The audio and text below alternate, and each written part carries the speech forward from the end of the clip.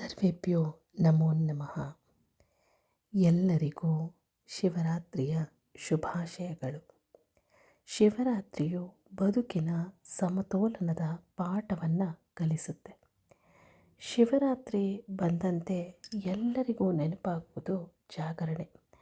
ರಾತ್ರಿಯಿಡೀ ನಿದ್ದೆ ಮಾಡದೆ ಕಣ್ಣು ತೆರೆದು ಕುಳಿತುಕೊಳ್ಳುವುದು ಒಂದು ಆಚರಣೆ. ಆದರೆ ಈ ಹಬ್ಬದ ನಿಜವಾದ ಉದ್ದೇಶ ಕೇವಲ ಕಣ್ಣು ತೆರೆದು ಕೂರುವುದಲ್ಲ, ನಮ್ಮ ಒಳಗಿನ ಅರಿವನ್ನು ಎಚ್ಚರಗೊಳಿಸುವುದು. ನಮ್ಮ ಹಿರಿಯರು ಸುಮ್ಮನೆ ಕಥೆಗಳನ್ನು ಹೇಳಿಲ್ಲ. ಪ್ರತಿಯೊಂದು ಕಥೆಯ ಹಿಂದೆಯೂ ನಮ್ಮ ಜೀವನಕ್ಕೆ ಬೇಕಾದ ದೊಡ್ಡ ಪಾಠವಿದೆ. ಅದರಲ್ಲಿಯೂ ಶಿವ ಪಾರ್ವತಿಯ ಕಥೆಯು ಸಮತೋಲನ ಎಂಬ ತತ್ವವನ್ನು ಸಾರಿ ಸಾರಿ ಹೇಳುತ್ತದೆ.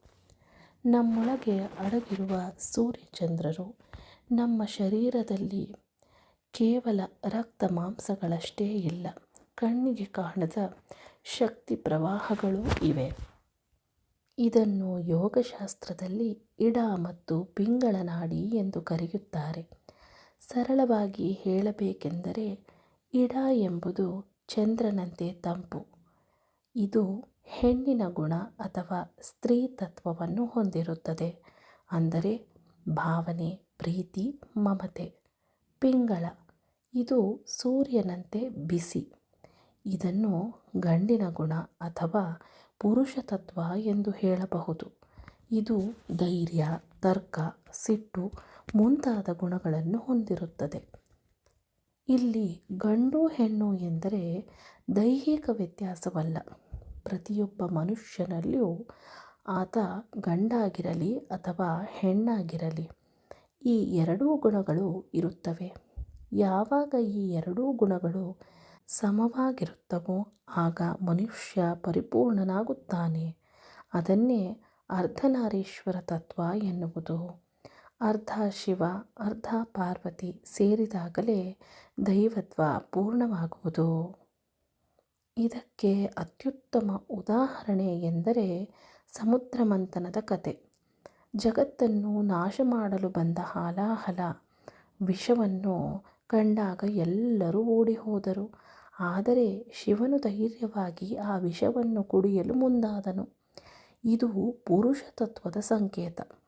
ಕಷ್ಟ ಬಂದಾಗ ಎದೆಗುಂದದೆ ಮುನ್ನುಗ್ಗುವ ಶಕ್ತಿ. ಆದರೆ ಆ ವಿಷ ಹೊಟ್ಟೆ ಸೇರಿದರೆ ಶಿವನಿಗೆ ಅಪಾಯ ಎಂದು ತಿಳಿದ ಪಾರ್ವತಿ ತಕ್ಷಣ ಬಂದು ಅವನ ಕಂಠವನ್ನು ಹಿಡಿದು ವಿಷವನ್ನು ಅಲ್ಲೇ ತಡೆದಳು. ಇದು ಸ್ತ್ರೀ ತತ್ವದ ಸಂಕೇತ, ಕಾಳಜಿ ಮತ್ತು ರಕ್ಷಣೆ. ಇಲ್ಲಿ ಶಿವನ ಧೈರ್ಯವಿಲ್ಲದಿದ್ದರೆ ಜಗತ್ತು ನಾಶವಾಗುತ್ತಿತ್ತು. ಪಾರ್ವತಿಯ ಕಾಳಜಿ ಇಲ್ಲದಿದ್ದರೆ ಶಿವನಿಗೆ ಕಷ್ಟವಾಗುತ್ತಿತ್ತು. ಅವರಿಬ್ಬರ ಸಮಾಗಮದಿಂದಲೇ ಜಗತ್ತು ಉಳಿಯಿತು. ಶಿವನ ತಾಂಡವ ಮತ್ತು ಪಾರ್ವತಿಯ ಲಾಸ್ಯ. ಶಿವನ ತಾಂಡವವು ಅದು ಪ್ರಚಂಡ ಶಕ್ತಿಯ ಪ್ರದರ್ಶನ. ಅದು ಮಿತಿ ಮೀರಿದರೆ ಪ್ರಳಯವೇ ಆಗಬಹುದು. ಸಮಯದಲ್ಲಿ ಪಾರ್ವತಿಯು ಅವನೊಂದಿಗೆ ಮೃದುವಾಗಿ ಹೆಜ್ಜೆ ಹಾಕುತ್ತಾಳೆ, ಅದೇ ಲಾಸ್ಯ. ಶಿವನ ಅಗ್ನಿಯಂಥ ವೇಗಕ್ಕೆ ಪಾರ್ವತಿಯ ತಂಪಾದ ನಡೆ ಸೇರಿದಾಗ ಅದು ಸುಂದರವಾದ ನೃತ್ಯವಾಗುತ್ತದೆ. ಶಕ್ತಿಗೆ ಸೌಂದರ್ಯ ಸೇರಿಸಿದರೆ ಮಾತ್ರ ಅದು ಕಲೆ ಎನ್ನಿಸಿಕೊಳ್ಳುತ್ತದೆ. ನಮ್ಮ ಜೀವನದಲ್ಲೂ ಅಷ್ಟೇ.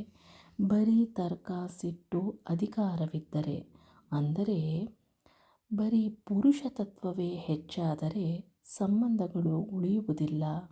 ಹಾಗೆಯೇ ಬರೀ ಭಾವನೆ, ಅಳು, ಮೃದುವಾಗಿರುವುದು, ಅಂದರೆ ಸ್ತ್ರೀ ತತ್ವ ಹೆಚ್ಚಾದರೆ ಬದುಕಿನ ಕಷ್ಟಗಳನ್ನು ಎದುರಿಸಲು ಆಗುವುದಿಲ್ಲ.